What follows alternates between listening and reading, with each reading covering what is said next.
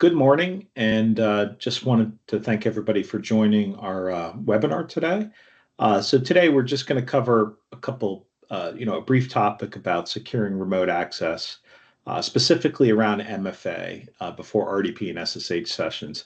Almost every company is using MFA to authenticate into like web applications such as your email or other types of privileged applications that you may have, but oftentimes MFA and RDP are missed.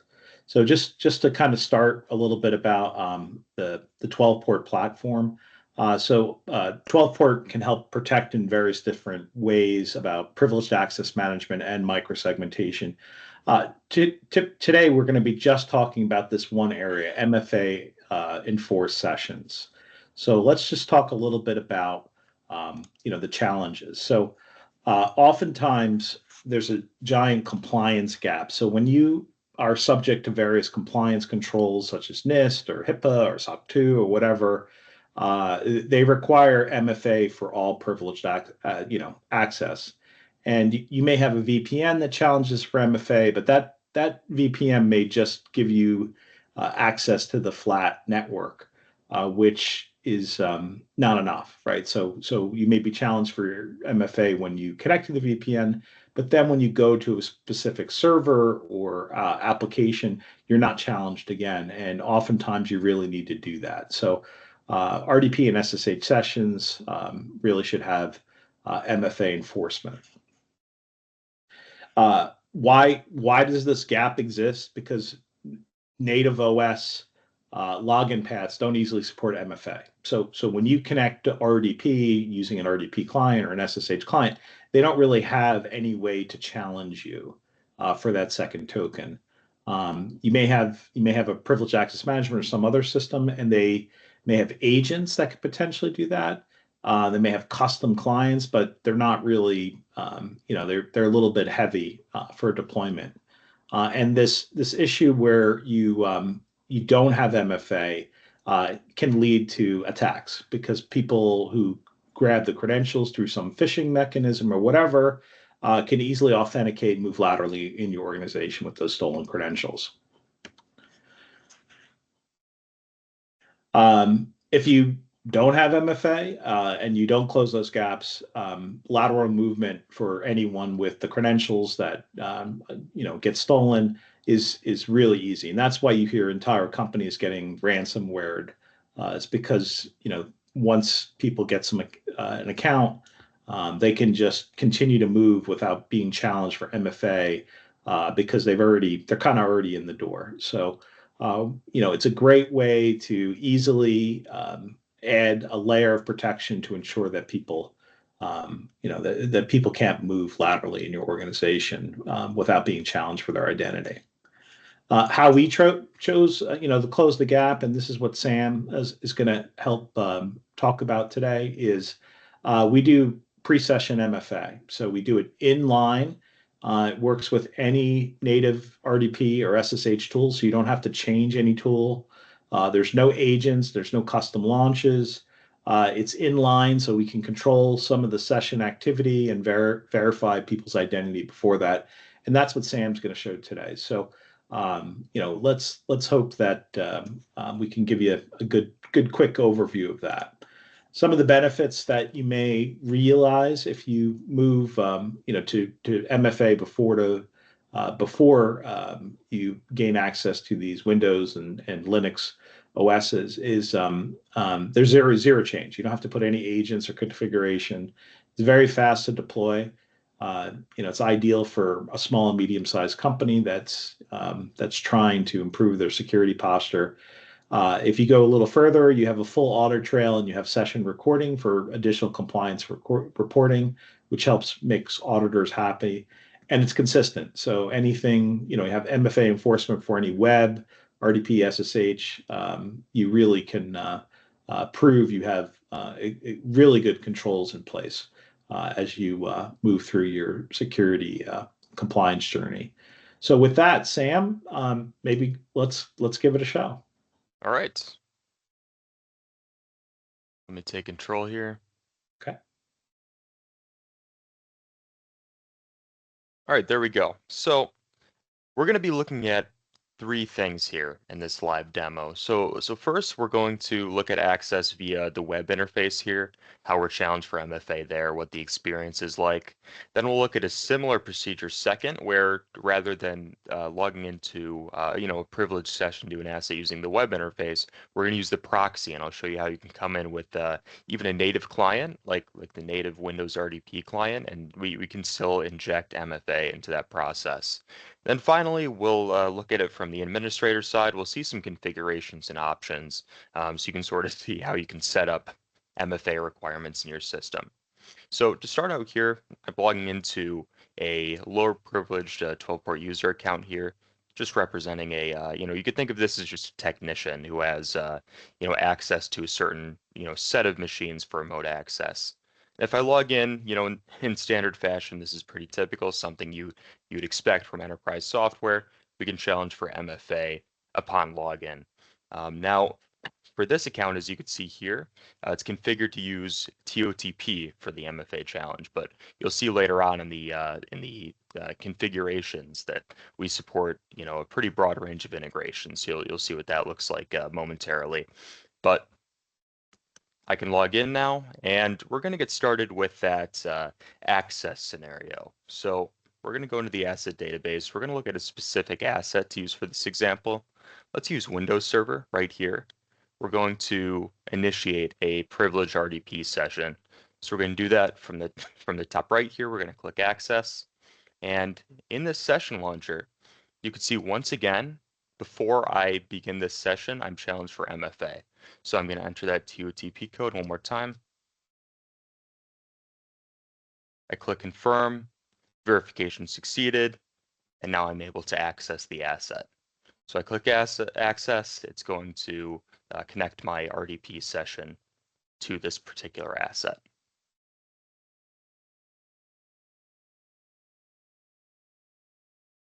So that was access via the web interface. That's sort of the easier side to implement because we have this, web application here where we have a nice, place to challenge you for MFA. The proxy is a little bit more challenging, and that's a little bit more unique maybe to our product. I'll show you what that looks like here. So 12-port includes a proxy where rather than requiring users to log into the web interface and access that way, you could bring your own native client. Native RDP clients on Windows, maybe something like PuTTY on Linux if you're using, if you're trying to you do SSH sessions in the Linux machines. Either way, I have my own native client here. I'm logging in. A few things to note here. Remember, I'm using my 12-port credentials in order to do this. So the same principle holds where I don't know the credentials at the destination, and it's going to sort of inject them for me. Typical PAM feature, but it bears emphasis. So I'm going to enter my 12-port password right here. And before the proxy forwards this RDP session to the destination, you see here it's injecting this screen here where I'm challenged for MFA. So important to note that this is possible without agents. This isn't something that's installed at the endpoint that's challenging me for MFA. I installed nothing on this Windows server that I'm doing this privileged session into. This is all being handled by the 12-port proxy. So it's actually really easy, even if you're using these native clients, to still place MFA in the process. So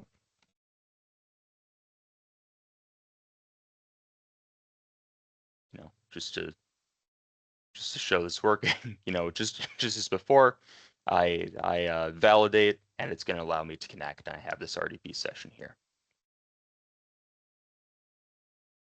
Okay, so last thing to look at here is some of our configuration options. So I'm going to actually log in as an administrator now because I just don't have the visibility to look at the options that I need to as this lower level account. Just one moment here.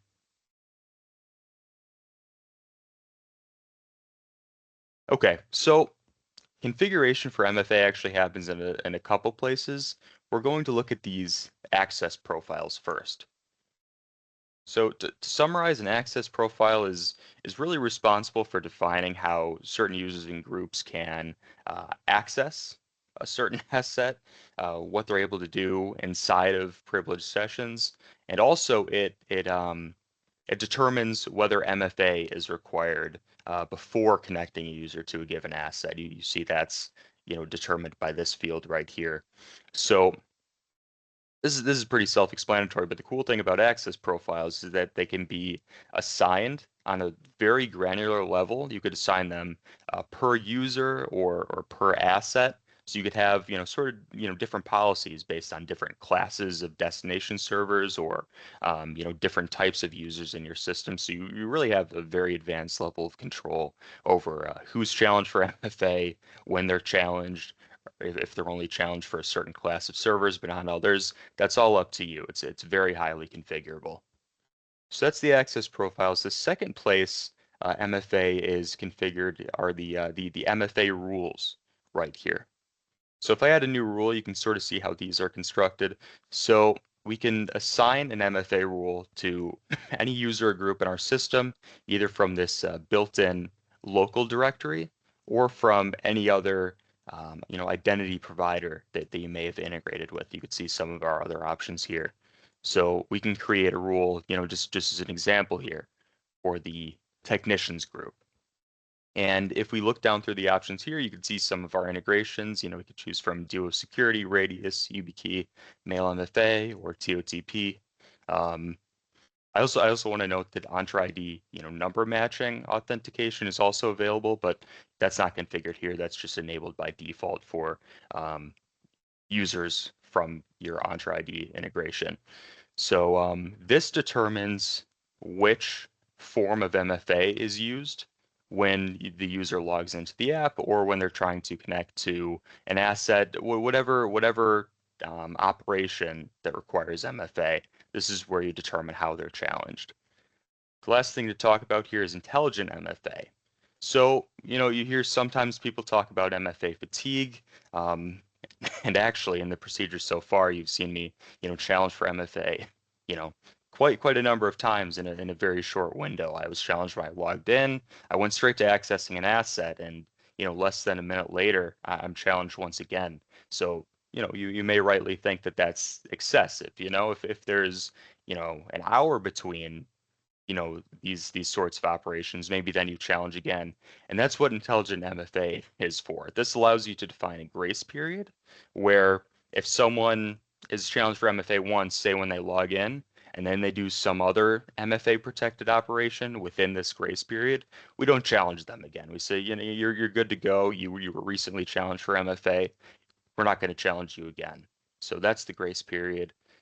Frequency is something that you can set alongside this that sort of it protects against the grace period being abused. You could say, well, yeah, we have this grace period of an hour, but if we detect something like 10 login attempts in this duration, maybe something's going on, and we're going to challenge you for MFA as normal. We're going to ignore the grace period. So this is just one thing that allows you to get very advanced with your MFA policy as time goes on. It's one of those more into the weeds features, but it's, as you get more advanced, it's something you may be interested in. All right, so that brings us to the end of this demonstration procedure. I suppose we'll see if there's any questions we can answer at this point. There's some questions. I think this question is, they already use MFA on their VPN and some of their internal admin dashboard. Wouldn't that be enough to meet compliance? Oftentimes, let me just answer that. Oftentimes, MFA at the perimeter doesn't protect you against RDP and SSH entry points. So even if you get challenged when you access your network, when you go to a specific server, you're not being challenged again. You're just logging in because that's the nature of it. Another question is, do I have to do any custom tools or agents or anything else in order to get the MFA before of the access? So Sam, maybe you want to take that question. I missed the first part of that. Could you? Just is there anything we need to change in our network or our tools that we use for RDP and SSH in order to take advantage of this?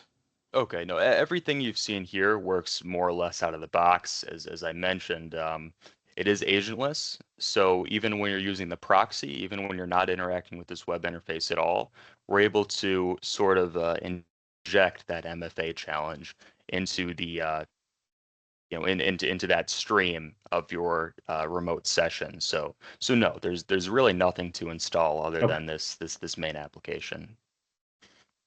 Okay. I say thanks.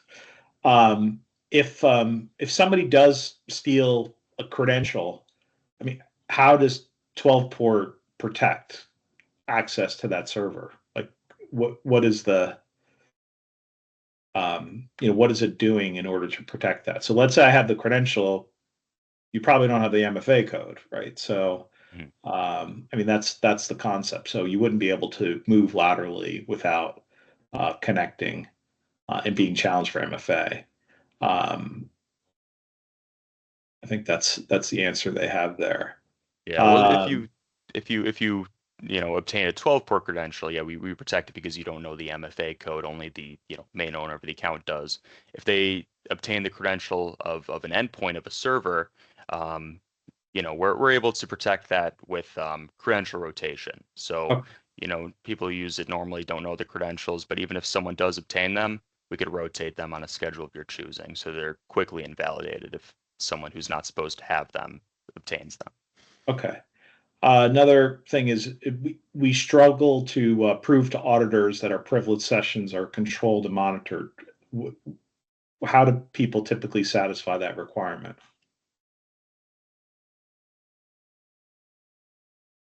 Well, if we look at one of these assets, I just want to show you some of the reporting options we have. We have this access report Okay. where this is generated in real time. You can see ACLs, all the different users that have access to um, different resources in your system. You could see the specific permissions they have. So if someone's protected, if someone is required to authenticate before accessing, you'd see that here. Okay. And is there, I mean, obviously, we also have session recording. We have Mhm. the event log of who accessed, when they accessed. So maybe show those Yeah, particular so area. system event log here. So And you all could see the the TOTP challenge up top there too. So exactly. in the message. So you And can then see that maybe what they accessed and on an asset level, we could look at the sessions. Um, we could see all of the completed sessions. We could look at session events, the more critical operations that took place within the sessions. Or if you want to get really deep into it, we have full video playback that you could enable for any or all of your assets. okay. All right. I think that's it for the questions. So, Sam, thank you very much for your presentation. Mhm. If anybody has any questions, they can always reach out to sales at 12port.com. And also, you can do a free trial. So there's a no email, no form free trial that's on our website, and we'd welcome you to give it a try. And we're happy to support you during that trial period. Have a great rest of the day. Thanks, Sam. Bye.